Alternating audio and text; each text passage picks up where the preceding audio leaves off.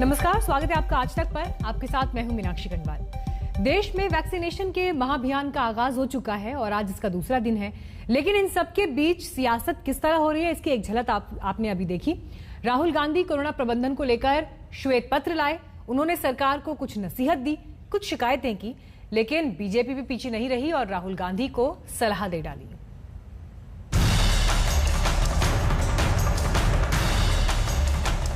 And it has to make this process work not just on one day, but every day until we have vaccinated our whole population.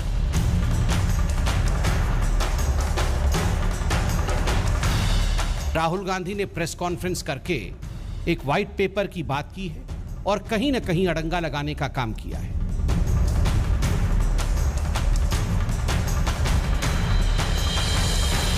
एक तरफ corona के तीसरी लहर की चेतावनी तो दूसरी ओर देश में जारी वैक्सीनेशन के महाअभियान का दौर। राहुल गांधी ने श्वेत पत्र के जरिए सरकार को आईना दिखाया।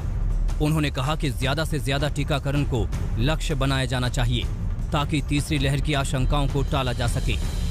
Yes, good work has happened yesterday, but this is not a series of events.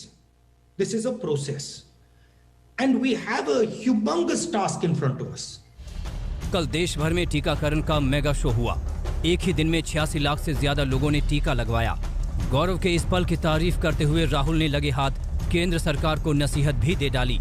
उन्होंने कहा कि वैक्सीनेशन पर किसी भी राज्य से भेदभाव ना हो। All states must be provided with the same assistance. All states must be provided with the same quantity of vaccinations that are required. And so it is very important that bias does not come in. So this idea that there are some BJP states and there are some Congress states and we have to prove that BJP states are vaccinating better, which is embedded in the way the government is acting, is not a good idea. It's a dangerous idea for the country. अपने श्वेत पत्र के जरिए राहुल ने सरकार पर हमले का कोई मौका नहीं गंवाया, तो बीजेपी ने भी आलोचनाओं और नसीहतों का जवाब देने में देर नहीं की। आरंभ में ही राहुल गांधी और कांग्रेस पार्टी ने जब भी इस लड़ाई में निर्णायक मोड़ आए, उस समय उन्होंने राजनीति करने की भरसर प्रयास किए।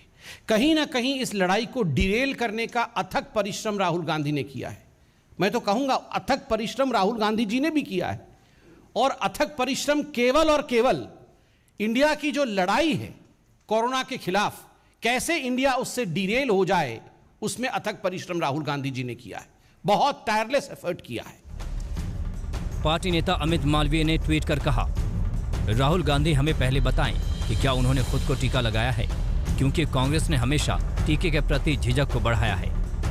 क्या राहुल गांधी जी ने वैक्सीन ले लिया है? Rahul Gandhi, are you vaccinated? क्या प्रियंका वाड्रा जी ने वैक्सीन ले लिया है? Priyanka ji, are you vaccinated?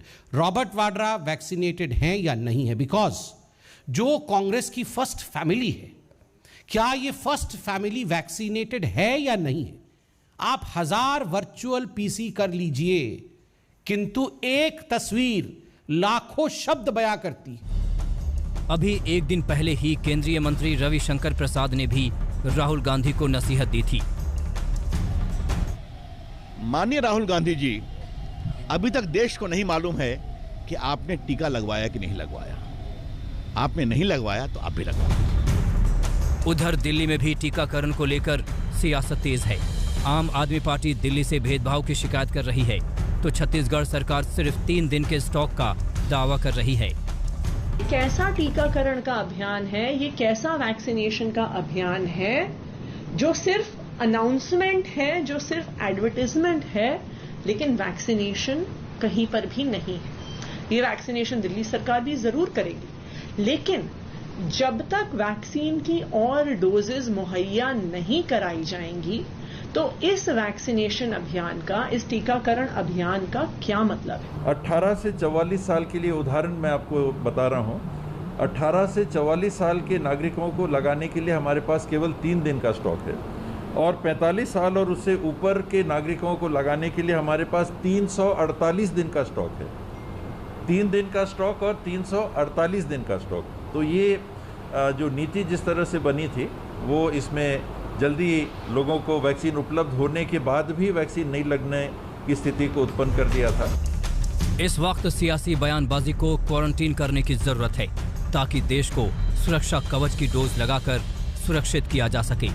आनंद पटेल के साथ हिमांशु मिश्रा, दिल्ली आज तक।